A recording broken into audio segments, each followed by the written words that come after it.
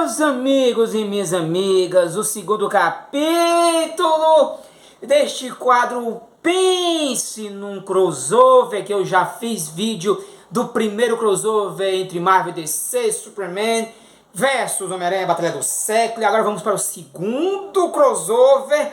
Então, se você não me conhece, eu sou Igor Fernandes, esse é o meu canal Pense, estamos aqui para isso, numa distribuição, canal Sebos do Igor. Eu sou um colecionador de quadrinhos, assim como você, um amante dos crossovers, e nessa contagem regressiva para os relançamentos desses crossovers aqui no Brasil, é que eu vou falar, profundamente mergulhar nesse universo de X-Men e Novos Titãs, meus amigos. Aperta o play, DJ. Chega de enrolation, enrolei.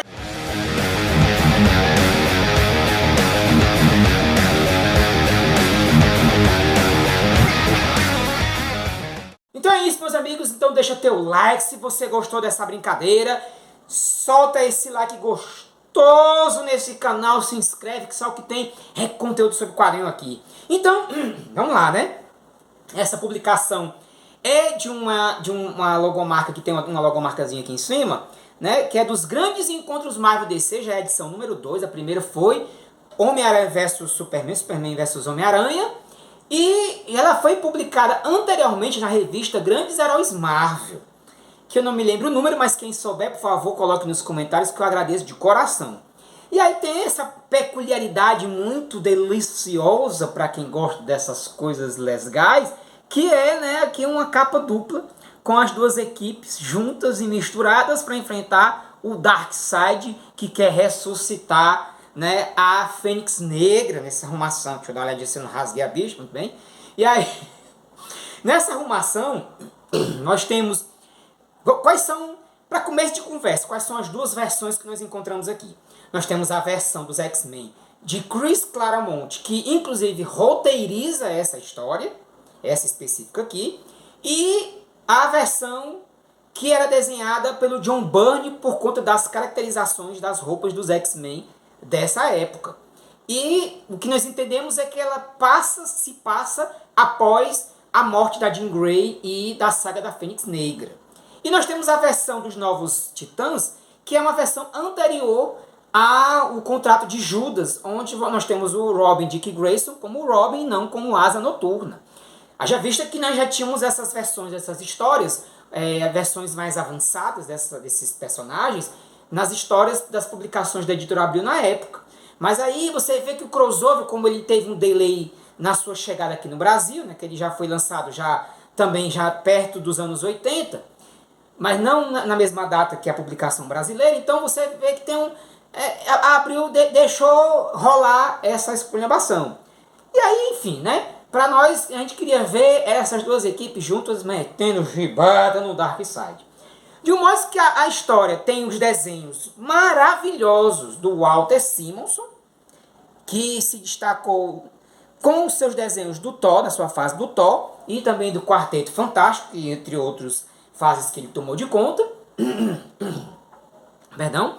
E nós temos um prólogo onde o Metron faz uns combinations com Darkseid, rapaz, uns esquema dos dois juntos, e depois você prossegue com a estrutura comum de um crossover, que é a apresentação dos X-Men na sala de treinamento, e depois temos também a apresentação dos Novos Titãs, que ali estavam enfrentando, né, assim, eles estavam sendo...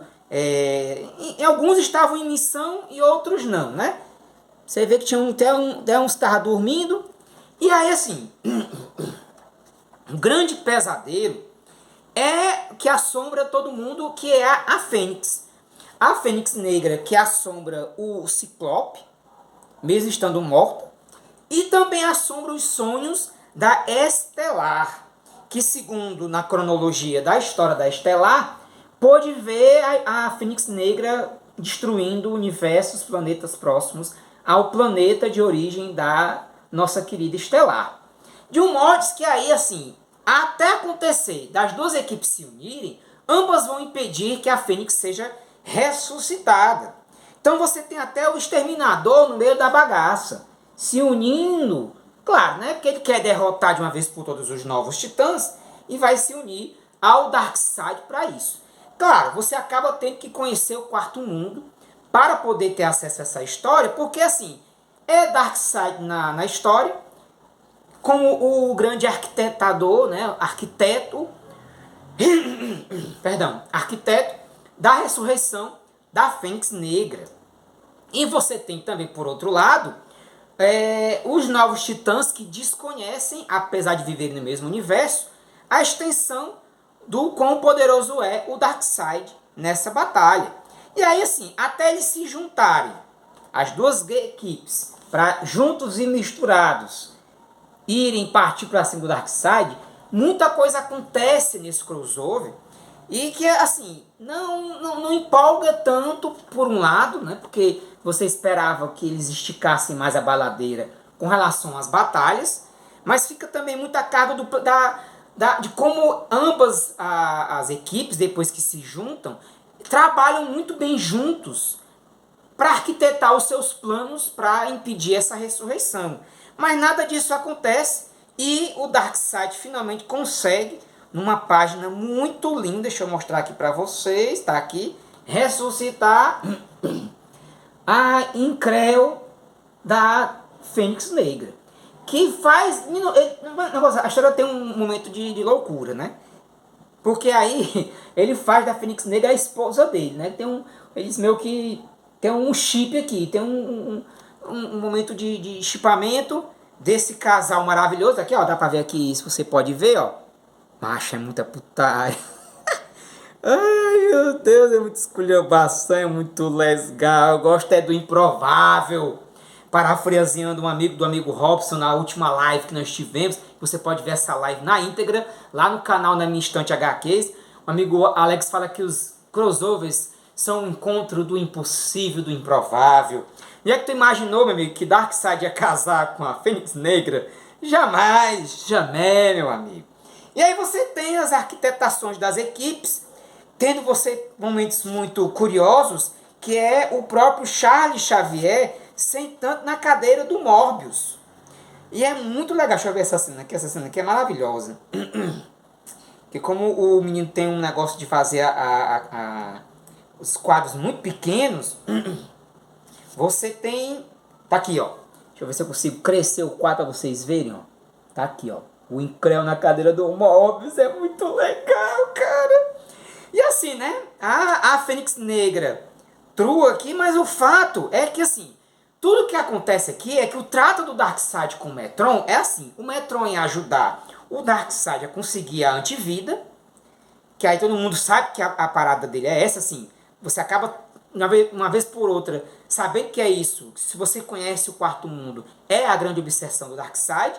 E a obsessão do Metron é atravessar a muralha da fonte, muito bem desenhada pelo Walter Simonson, nesse quadro cósmico aqui, e saber o que tem do outro lado da muralha. O que exatamente é a fonte? Que para quem é estudioso da DC Comics, aí vem uma curiosidade muito legal. A muralha a muralha da fonte... Perdão. A muralha da fonte é o limite do universo DC. É a borda do grande universo DC, e que o que tem depois é o que seria o próprio The Presence, o criador do universo DC, que também poderia ser atribuído à Casa das Ideias, aos roteiristas, desenhistas e demais criadores dentro da própria DC Comics. Portanto, é praticamente impossível atravessar a Muralha da Fonte, porque se você atravessa a Muralha da Fonte, acontece do Didi Mocó aparecer e dizer, e morreu. Então, é nessa toada que você vai ter uma coisa muito bacana, que é as duas equipes arquitetando um fim, que, diga-se de passagem, é um fim maravilhoso para o Darkseid. Aqui eu faço um alerta de grande spoiler. Mas é um quadrinho antigo, então não existe negócio de spoiler. Mas se de repente você está com esse receio, então pule para 2 minutos, que aí eu vou mostrar para vocês. Vamos lá, então, spoiler. Eles arquitetam para que o Darkseid se torne parte da muralha da fonte. E assim, o Darkseid não consegue nem a antivida e nem o Metron consegue atravessar a muralha. E assim as duas equipes conseguem vencer o Tirano. E aí é muito legal, cara, porque você tem, assim, uma das poucas viradas em um final dos crossovers, que é uma virada que, se fosse cronológica, os escritores estariam fodidos, que era para conseguir fazer isso aí mudar, né? Mas o grande barato desse crossover é a colaboração das duas equipes e o como isso foi muito bem elaborado. Então, muito bem, fechando aqui o spoiler e voltando para a análise do quadrinho. E eu acho que para mim é o grande trunfo dessa história, porque, vamos e convenhamos, são as duas versões das duas equipes mais queridas do momento. Poderiam ter pegado a fase do Jim Lee, perdão, poderiam ter pegado a fase em que o Asa Noturna já era o líder dos Novos Titãs, a Ravena estava com aquela roupa toda branca e tal, mas não, essas versões foram muito melhores. É uma versão que, diga-se de passagem, cronologicamente, era a versão que foi do primeiro lançamento, mas assim, a Abril tinha uma coisa na época de fazer muitas mudanças. De fazer mudanças, de tirar quadro, de fazer remanejamento de balões, diminuir diálogos na tradução, para caber no formato que é o formatinho. Então, querendo ou não, assim, quem tem esse formatinho ou tem a outra publicação, vai ter, assim, infelizmente, não vai ter uma experiência tão impactante na arte do Walter Simonson por conta do formato, que é, assim, o formatinho, embora tenha, às vezes o formatinho consegue, perdão, ele não impede você de apreciar o quadrinho, mas às vezes não tem jeito, sim. Então aqui eu acho que esse é o caso, né? Eu acho que acaba que talvez só na republicação, se Deus quiser, as Almir do Coité vai vir para o Brasil, é que a gente vai poder apreciar o impacto da arte do Walter Simonson, que faz jus a esse, digamos, a essa grandiosidade dos quadros cósmicos que nós acompanhamos e do frenesi que eram as batalhas travadas e que aconteciam ali aos nossos olhos e que muitas vezes eram um pouco confusas, traziam um pouco de confusão, mas eu imagino que em uma prancheta melhor, ali no formato americano, ou até num formato um pouco maior que é o americano, dentro de um ônibus, num formato ônibus, vai nos dar mais clareza, mais nitidez do impacto da arte do Walter Simonson. Porque tem alguns que vão dizer que a arte do Walter Simonson é confusa, é esquisita, é bagunçada, mas eu acredito que boa parte disso é por conta do tamanho dos quadros, que alguns quadros aqui acabam ficando a desejar por conta disso. Uma curiosidade bacana que acontece aqui é que o Ciclope se torna um dos receptáculos da Fênix, da entidade Fênix, antes mesmo daquela famigerada história que a gente vai ver já nos anos 2000 e bolinha, que é X-Men versus Vingadores, onde praticamente todos os X-Men viram receptáculo da Fênix. Aí aqui, isso muitos anos depois, já aconteceu com o Ciclope. E o roteiro do Claremont nessa história é maravilhoso, porque você já tem um teor novelístico que é muito característico do Chris Claremont, mas que também ao mesmo tempo bebe da vibe do Marv Wolfman em trazer também a forma como as relações dos novos titãs aconteciam ali, assim, o fato de que a Estelar, quando vai beijar o Colosso, é a forma como ela aprende a língua e aprende os costumes da galera e tal. Então esse tipo de coisa acontece. E é o que torna divertido. É como as duas equipes trocam as suas figurinhas para conseguir enfrentar um mal maior e vencer esse mal maior com essa virada, esse plot twist que é, na minha opinião, maravilhoso. Então é isso, senhoras e senhores, eu fico por aqui.